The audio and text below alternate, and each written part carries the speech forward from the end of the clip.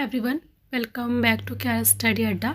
तो दोस्तों, जैसा कि आप सबको पता है कि HMM ऑपरेटर की फिज़िकल डॉक्यूमेंट वेरिफिकेशन की डेट आ चुकी है और उसके लिए क्या क्या डॉक्यूमेंट रिक्वायर्ड हैं, चलिए उसके बारे में बात कर लेते हैं। आगे बढ़ने से पहले एक बात बोलना चाहूँगी कि प्लीज़ जो भी डॉक्यूमेंट्स मैं बता रही हूँ उसे कहीं आप पे नोट डाउन कर लें और सारे डॉक्यूमेंट करेक्ट करके एक फ़ाइल में अच्छे से अरेंज करके उसे ले जाएं और कोई भी मिस्टेक्स बिल्कुल भी ना करें, क्योंकि फिर वहाँ पर जाने के बाद अगर आपका कोई भी डॉक्यूमेंट रह जाता है तो भी बहुत प्रॉब्लम क्रिएट हो सकती है। चलिए देखते हैं। तो दोस्तों, सबसे बेसिक डॉक्यूमेंट जो रिक्वायर्ड है वो है, सबसे फर्स्ट ऑफ ऑल अगर मैं बात करूँ तो 10th की मार्कशीट। जो 10th की मार्कशीट है वो सबसे बेसिक डॉक्यूमेंट है आपका, ठीक है। तो एक तो ये तो आपको लेकर जानी ही है। सेकंड चीज़, जो 10th की मार्कशीट के साथ ही आपको पासिंग सर्टिफिकेट मिला होगा उसे भी आपको लेकर जाना है, ठीक है। उसके बाद और क्या रिक्वायर्ड है, नेक्स्ट डॉक्यूमेंट जो है वो है हैवी लाइसेंस, ठीक है। जो हैवी लाइसेंस, क्योंकि इसी की बेसिस में तो ये फिलअप कराया गया था फॉर्म, तो हैवी लाइसेंस आपको लेकर जाना है, ठीक है। उसके बाद कास्ट सर्टिफिकेट। कास्ट सर्टिफिकेट आपका सेंट्रल का होना चाहिए, अगर स्टेट का है तो आप दोनों का लेके जा सकते हैं, it's good, but mainly focus होना चाहिए कास्ट सर्टिफिकेट जो होना चाहिए वो आपका सेंट्रल का होना चाहिए, ठीक है।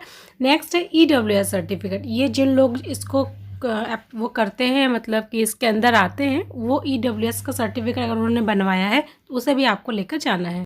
जो एक्स सर्विसमैन है उन्हें अपना एक्स सर्विसमैन का सर्टिफिकेट लेकर जाना है, बिल्कुल भी नहीं भूलना है, ठीक है। और एडमिट कार्ड, ये भी एक इम्पॉर्टेंट डॉक्यूमेंट है, एडमिट कार्ड, ये भी लेकर के जाना है। अगर किसी के पास नहीं है तो वो अपना डाउनलोड करके और उसे लेकर जाएं, ठीक है।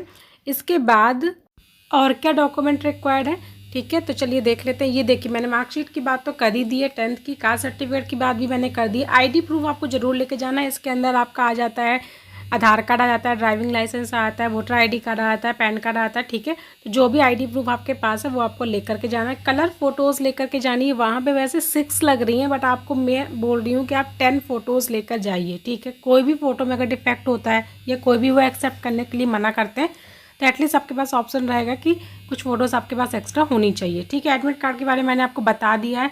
ये एडिशनल एजुकेशन क्वालिफिकेशन का मतलब ये होता है कि अगर आपने 10th के अलावा जो भी आपकी एडिशनल, जैसे 12th हो गया, फिर उसके बाद भी लोगों ने ग्रेजुएशन किया होगा, किसी ने PG भी किया होगा, तो जो भी आपके पास हायर एजुकेशन है उसको भी आपको लेकर जाना है, ठीक है। उन सब चीज़ों को लेकर के जाना है, ठीक है। तो ये जितने भी डॉक्यूमेंट मैंने आपको बताए हैं, ये सारे डॉक्यूमेंट्स तो आपको लेकर के जाने ही हैं।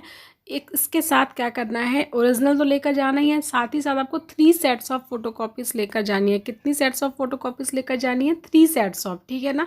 वहाँ पर रिक्वायर्ड ओनली 2 ही हैं, बट आप 3 सेट ऑफ फोटोकॉपीज़ लेकर जाइए, क्योंकि अगर कोई भी थोड़ी सी भी गलती होती, कुछ भी है, तो इस आपके पास एक्स्ट्रा चीज़ें रहनी चाहिए, क्योंकि ज़रूरी नहीं है वहाँ पे कोई फ़ोटोकॉपी मशीन अवेलेबल हो तो जो कि आपके काम आ सके, ऐसा कुछ भी ज़रूरी नहीं है। इसलिए आप ये 2 चीज़ें तो एक्स्ट्रा ही लेकर जाइए, चाहे वो कलर फ़ोटोज़ हो और सेट्स ऑफ फ़ोटोकॉपीज़। तो ये आपको एक एक एक्स्ट्रा लेकर के जानी है, कहाँ पे क्या ज़रूरत पड़ जाए आपको भी नहीं पता, मुझे भी नहीं पता उतने अच्छे से, ठीक है। तो 2 सेट्स तो लग रही हैं, ये इसका कंफर्मेशन है मेरे पास, लेकिन फिर भी आप 3 सेट्स ऑफ फ़ोटोकॉपीज़ को लेकर के जाइए, ये आपके लिए बहुत ही बेनिफिशियल होगा। चलिए, ये तो मैंने आपको बता दिया कि HMM ऑपरेटर की जो बेसिक जो रिक्वायर्ड है डॉक्यूमेंट्स, ये मैंने आपको वो बता दिए, ठीक है। अब अपन जो ड्रैगलाइन पोस्ट के बारे में बात कर लेते हैं। वहाँ पे कुछ एक्स्ट्रा डॉक्यूमेंट चाहिए, उसके बारे में भी आपको मैं बता देती हूँ। तो उसमें क्या क्या चाहिए वो भी आप देख लीजिए। पहला है NCVT या फिर SCVT सर्टिफिकेट चाहिए, ठीक है। ITI की मार्कशीट चाहिए और NSE का सर्टिफिकेट चाहिए। ये 3 स्पेशल डॉक्यूमेंट रिक्वायर्ड होते हैं जो ड्रगलाइन पोस्ट के लिए जिन्होंने अप्लाई किया होगा, ठीक है। तो वो इन चीज़ों को बहुत ही ध्यान से देख लेंगे और सब की 3 सेट्स ऑफ फोटोकॉपीज़ आपको लेकर के जानी है, बिल्कुल भी गलती नहीं करनी है, ठीक है। और जो भी डेट मिली है आपको, जो भी वेन्यू मिला है आपको, उन चीज़ों को अच्छे से देख लीजिएगा। 9 मार्च से आई थिंक स्टार्ट है, ठीक है, और सुबह 9 बजे से स्टार्ट है। तो आप लोगों को एक काम ज़रूर करना है कि आप लोग को 9 बजे से अगर स्टार्ट है तो 9 बजे ही नहीं पहुंचना है, और उससे पहले ही पहुंच जाना है, ठीक है। जो बाहर के कैंडिडेट्स हैं स्पेशली, वो अगर एक दिन पहले अरेंज हो पाए, एक दिन पहले आ पाए, तो उनके लिए बहुत अच्छा होगा, ठीक है। तो आपको एक टाइम से पहले पहुंचना है, क्योंकि वहाँ पे क्या होता है, रजिस्ट्रेशन होता है। तो जितनी जल्दी जिसका रजिस्ट्रेशन हो जाता है, आप पहले पहुँचेंगे, आपको पहले रजिस्टर किया जाएगा, तो आपका पहले डॉक्यूमेंट वेरिफिकेशन होगा।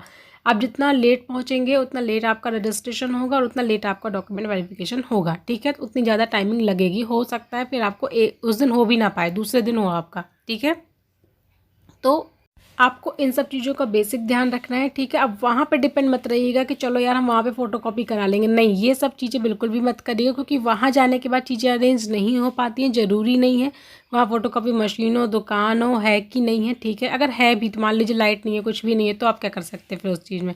तो इसलिए ऐसा कोई भी रिस्क नहीं लेना यार, जॉब की बात है, सीधी सी बात है। तो पहले से सारी चीज़ें, मैं तो बोल रही एक रात पहले ही आप सारी चीज़ें कलेक्ट करके एक मिल्की फाइल में रख लीजिए और उस पूरी मिल्की फाइल को चेकआउट करके ले जाइए, तो आपको कोई भी दिक्कत नहीं होगी। इसके अलावा भी अगर आपको कोई भी क्वेरी है, आपको कुछ चीज़ें समझ में नहीं आई है कि मुझे इस पोस्ट के लिए और क्या डॉक्यूमेंट चाहिए या कुछ भी ऐसा, ठीक है, तो वो चीज़ आप मुझे बता सकते हैं। 10th मार्कशीट की अगर मैं बात करूँ तो उसकी आप आगे और पीछे, फ्रंट और रेयर दोनों की आपको फ़ोटोकॉपी लेके जानी है, क्योंकि फ़ोटोकॉपी करानी है। जब आप फ़ोटोकॉपी कराएंगे ना तो हम फ्रंट पेज बस की नहीं कराएंगे, वरना फ्रंट और बैक दोनों की कराएंगे, ठीक है। क्योंकि ग्रेडिंग सिस्टम अलग अलग बोर्ड का अलग अलग होता है, इसलिए वो वहाँ पे वो चीज़ें मांगते हैं कि आप फ्रंट और बैक दोनों की करा के जाएँ, ठीक है। तो ये चीज़ भी आप बिल्कुल भी ध्यान रखिएगा, ये सब आपको लेकर जाना है।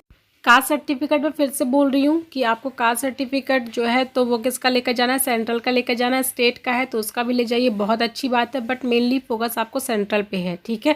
कोई भी डॉक्यूमेंट नहीं छोड़ने हैं, क्योंकि इसके पहले जो टेक्नीशियन का जो फिजिकल वेरिफिकेशन हुआ था उसमें लोगों ने कई डॉक्यूमेंट छोड़ दिए हैं, कोई लेकर गया कोई नहीं लेकर, फिर उनके कन्फर्मेशन लेटर में ऐसा लिख दिया कि ये डॉक्यूमेंट नहीं है आपके पास, ठीक है।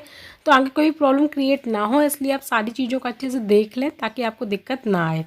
चलिए फिर, अगर वीडियो आपको इन्फॉर्मेटिव लगा, आपको लगा हो कि ये आपके लिए प्रॉफिटेबल है, बेनिफिशियल है, तो प्लीज़ इसे लाइक ज़रूर करिएगा और दोस्तों के साथ शेयर ज़रूर करिएगा, ताकि जिनका भी एग्ज़ाम हो चुका है, जो भी सिलेक्टेड कैंडिडेट है, उनको ये पता चल पाए कि कौन कौन से डॉक्यूमेंट लेकर के जाने हैं। आपको ये तो पता है, एग्जैक्ट इन्फॉर्मेशन मिलती है, क्योंकि ये जो चीज़ मैं बता रही हूँ इस प्रोसेस के थ्रू कोई ना कोई गुजरा है, मुझे ऐसी इन्फॉर्मेशन है इसलिए मैं ये चीज़ें बता रही हूँ, ठीक है ना। तो आपको एग्जैक्ट इन्फॉर्मेशन दी जा रही है, तो प्लीज़ इसे लाइक ज़रूर करिए और शेयर जरूर करिए। सब्सक्राइब करना बिल्कुल भी ना भूलिए। सब्सक्राइब करने के बाद आपको बेल आइकॉन दबाना है, क्योंकि अगर आप उसे नहीं दबाते हैं तो फिर आपको मेरा नेक्स्ट वीडियो का कोई भी नोटिफिकेशन नहीं आएगा, ठीक है। ऐसे इन्फॉर्मेटिव वीडियोस मैं लेकर आती रहूँगी। अगर आपकी कोई भी क्वेरी है तो प्लीज़ कमेंट बॉक्स में कमेंट करें, उसका रिप्लाई किया जाएगा। Thank you for watching.